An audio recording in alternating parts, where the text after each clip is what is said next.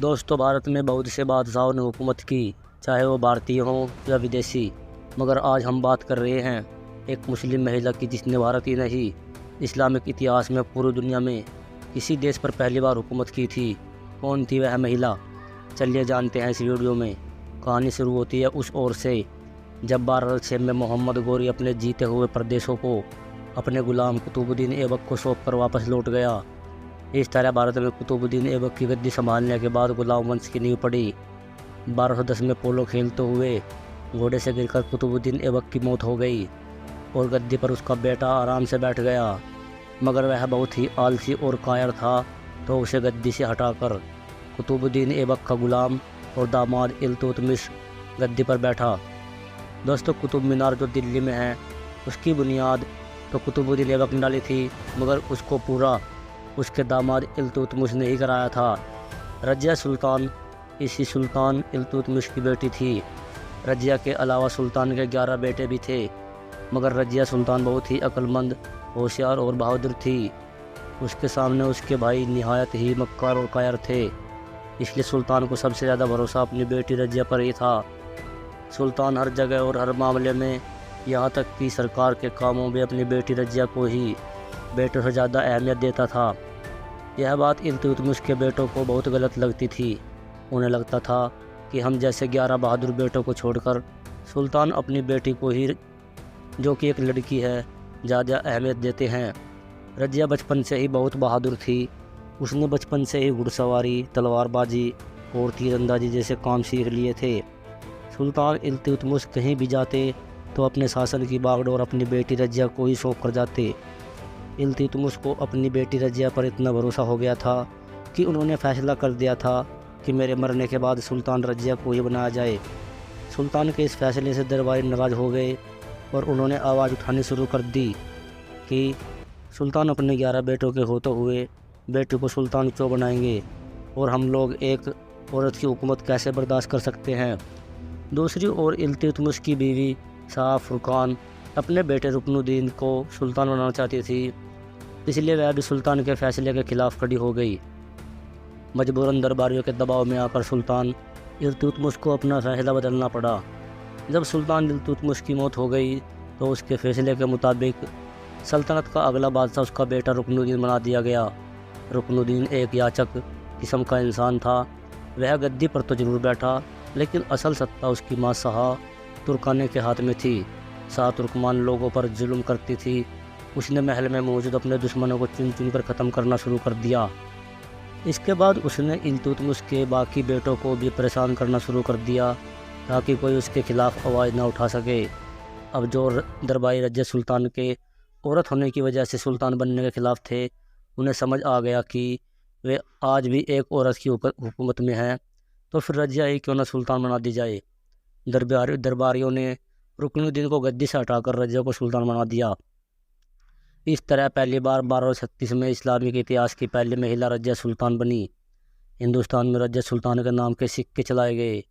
उसने तख्त पर बैठते ही मर्दाना लिबास पहनना शुरू कर दिया था और अपनी फ़ौज को मर्दों की तरह ही सेट करना शुरू कर दिया। लेकिन दोस्तों, हुआ वही जिसका रजिया को डर था। उसके औरत होने की वजह से सल्तनत में बगावत छिड़ गई और बागियों ने मिलकर रजिया सुल्तान के खिलाफ फ़ौज तैयार कर ली। बागियों का मेन लीडर रुकनुद्दीन का वजीर था, लेकिन रजिया सुल्तान बहुत बहादुर होने के साथ होशियार भी थी, इसलिए उसने बागियों में आपस में फूट पैदा कर दी और खुद लड़ाई करना गवारा नहीं किया। अब बागियों की फ़ौज आपस में लड़ने लगी। रजिया ने जब देखा कि लोग आपस में सब अलग अलग हो चुके हैं, तो एक बागी को पकड़कर उसका कत्ल कर दिया। इस तरह लोगों के दिलों में रजिया का खौफ बैठ गया और रजिया सुल्तान ने अपने खिलाफ होने वाली बगावत को कुचल डाला। लेकिन अभी भी बहुत लोग ऐसे बाकी थे जो रजिया से नफरत करते थे और उसे गद्दी से हटाना चाहते थे। आखिरकार इन बागियों को मौका मिल भी गया। रजिया सुल्तान के महल में एक काला हबशी गुलाम रहता था, जिसका नाम याकूत था। कहते हैं रजिया सुल्तान उस पर बहुत ही ज़्यादा ही मेहरबान हो गई। पहले तो यह गुलाम महल में घोड़ों के अस्तबल पर दरोगा था। अचानक रजिया ने उसे अमीर का पद दे दिया। बाद में अमीरों का अमीर बना दिया। यह महल में सबसे बड़ी पोस्ट हुआ करती थी, जो सिर्फ बड़े तुर्क लोगों को ही दी जाती थी। बात यहाँ तक फैलने लगी कि लोग कहने लगे कि रजिया सुल्तान के ग़ुलाम से नाजायज़ रिश्ते हैं। इस पर रजिया सुल्तान को चाहिए था कि अपनी गलती सुधारनी और अपने दरबारियों से बात करती, लेकिन उसने उसका उल्टा ही किया।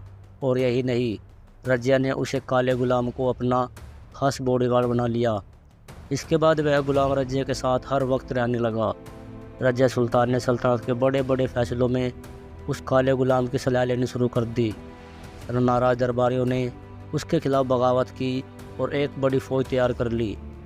इन बागियों में सबसे आगे पंजाब का एक हुक्मरान था जिसका नाम अल-तुनिया था। दरअसल बात यह थी कि तुनिया रजिया सुल्तान से शादी करना चाहता था, लेकिन रजिया सुल्तान ने शादी करने से इनकार कर दिया। इस बात को सुनकर अल-तुनिया रजिया सुल्तान से नाराज़ हो गया और उस पर बदचलनी का इल्ज़ाम लगाने लगा।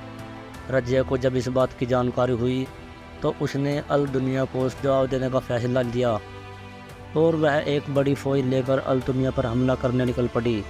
लेकिन रास्ते में ही उसके कई जनरल रजिया के खिलाफ हो गए। ग़ुलाम याकूत को कत्ल कर डाला, रजिया को पकड़कर कैद कर लिया और बठिंडा की जेल में डाल दिया। रजिया बहुत होशियार थी। कैद में रहने के बाद वह अल-दुनिया से शादी करने के लिए तैयार हो गई और शादी कर ली। दूसरी ओर दरबारियों ने रजिया के भाई रुकनुद्दीन को गद्दी पर बैठा दिया।